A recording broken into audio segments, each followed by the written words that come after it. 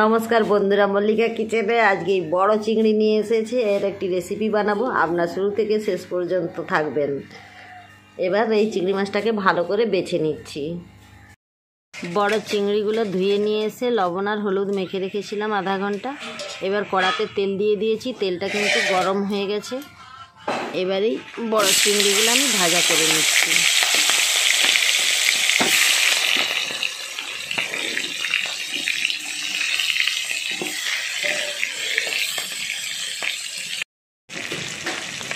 বড় চিংড়িগুলো ভাজা হয়ে গেছে, এবার আমি নামিয়ে নিচ্ছি। এভাবে সব চিংড়িগুলোই আমি ভেজে নিচ্ছি। চিংড়া মাছটা রান্নার জন্য আমি রসুন নিয়েছি 15টার মতো কোয়া, আর নিয়েছি টমেটো একটা, চারটা কাঁচা লঙ্কা, আর আদা কয়েকটা টুকরো, আর দুটো পেঁয়াজ, আর ধনে পাতা, আর বাকি মশলাগুলো দেওয়ার সময় দেখিয়ে দেব। এবার এই রসুন, টমেটো, লঙ্কা, আদা, পেঁয়াজটা আমি একসঙ্গে বেটে নিচ্ছি।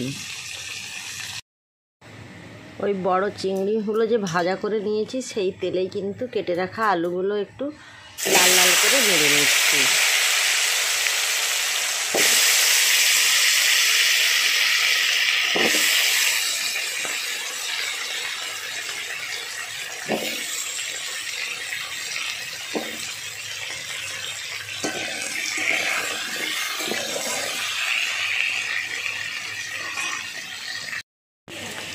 আলুগুলো পুরো লাল লাল করে ভাজা হয়ে গেছে, মানে ভালো করে তেলে নাড়া হয়ে গেছে। এবার আমি তুলে নিচ্ছি।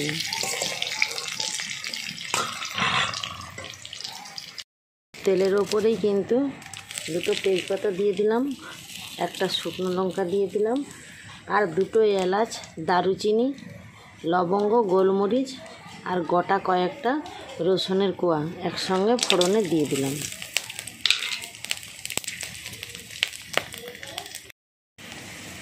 এবারে বেটে রাখা মশলাটা দিয়ে দিচ্ছি।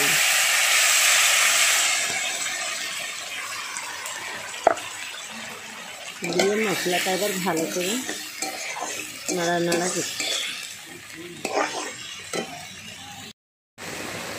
এবার এই মশলার উপরে আন্দাজ মতো হলুদের গুঁড়ো দিয়ে দিলাম, দিয়ে মশলাটা ভালো করে কষিয়ে নিচ্ছি।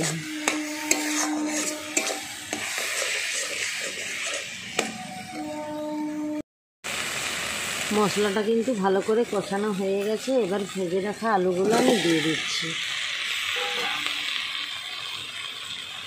আর আন্দাজ মতো লবণটাও দিয়ে দিলাম।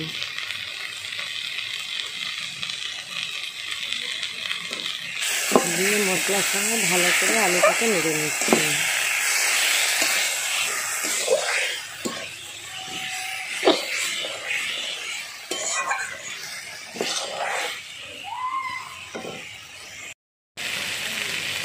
আলুর সঙ্গে ভালো করে নাড়া হয়ে গেছে। এবার পরিমাণ মতো জলটা দিয়ে দিচ্ছি।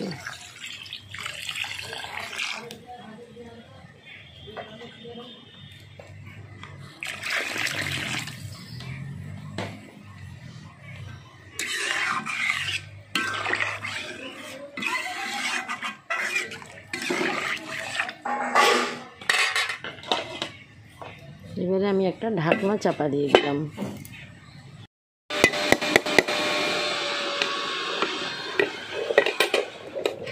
এবার আমি ঢাকনাটা খুলে নিলাম।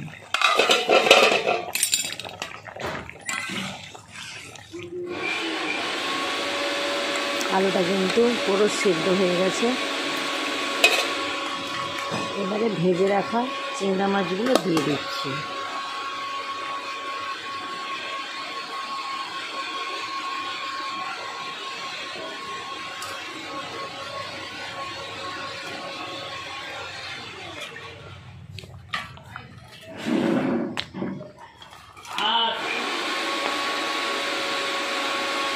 এবার একটু ফুটে গেলে কিন্তু নামিয়ে নেব। নামানোর আগে আমি একটু ভাজা মশলা দিয়ে দিচ্ছি, জিরে, শুকনো লঙ্কা, আর পানমৌরি শুকনো কড়াই নেড়ে গুঁড়িয়ে রেখেছিলাম। আর দিয়ে দিচ্ছি অল্প পরিমাণে ঘি, ঠান্ডায় বসে গেছে।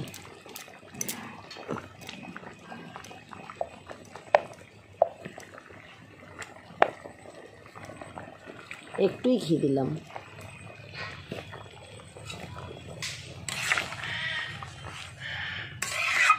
এইভাবে কিন্তু আপনারা বাড়িতে একবার হলেও বানিয়ে খাবেন, গরম ভাতের সঙ্গে খেতে অসাধারণ লাগে।